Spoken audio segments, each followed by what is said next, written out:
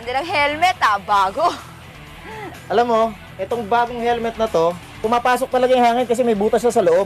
Alam nyo ba, ang masusing pagpili ng ating mga motor ay ganun din dapat sa pagpili ng ating mga helmet.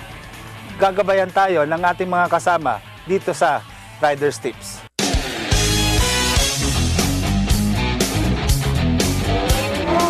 Magandang hapon mga kasambahay. Ako po si Titan Hawk at kasama ko po ngayon si Rider Ellie. Ngayon tatalakayin natin kung paano ba natin malalaman ang substandard at isang standard na helmet. Para po masabi nyo na isang standard ang isang helmet, kailangan po natin suriin rin ang ating ventilation system ng isang helmet. Para saan po bang ventilation? Ito po ay para mag-regulate ng temperatura sa loob ng helmet. Paano ba natin malalaman ng isang visor ay isang dekalidad at maayos na visor? Kung susuriin po ninyo ang isang visor, ito po ay meron pong mga serial numbers or patent numbers. So dito po nyo malalaman na ito po ay dumaan sa isang masusi at dekalidad na paggawa. So ang isang visor rin po, ito po ay shatterproof. Hindi po ito basta-basta nababasag. Kung sa standard na helmet po ang inyong gagamitin, baka isang bagsak nyo lang po, ay panigurado, mabibiyak po agad yun. At sa pagtagal po ng helmet, itong mga visor po na to ay hindi po basta-basta lumalabo.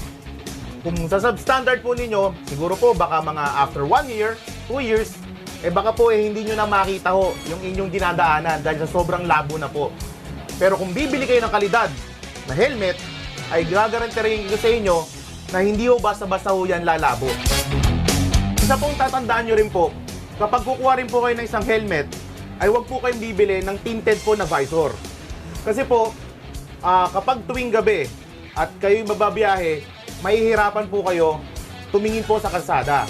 Kaya po ginawa po talaga tong visor na to, ay clear lang po talaga siya. Meron po mga ibang mga helmet na makabago na dalawa na po yung visor. Ito po yung tinatawag na meron dual visor. So po, kung papansinin nyo po, ito po ay tinted. Bakit po? Ito po ay ginagamit para po protection sa ating mga mata kapag mataas po sikat ng araw. Additional tip po mga kasambahay. Sa helmet po, panatilihin na po natin kung ano siya, kung anong kulay siya natin nabili, o kung ano yung forma niya. Huwag na po natin siyang i-accessorize o lagyan ng sticker o pinturahan. Nawawala po yung standard ng quality ng helmet kasi pwede siyang mag-cause ng chemical reaction. Hindi po natin ito pwedeng ipahiram ng kung sino-sinong mga rider. Kasi po, ito po ay sukat para sa atin ulo lang. At ito po ay tinatawag natin isang personal protective gear. Isa pong paraan para po masabi po natin na ang helmet po ay ating safe gamitin para po sa ating pagbabiyahe, ay kailangan po ito po ay fit po sa ating ulo.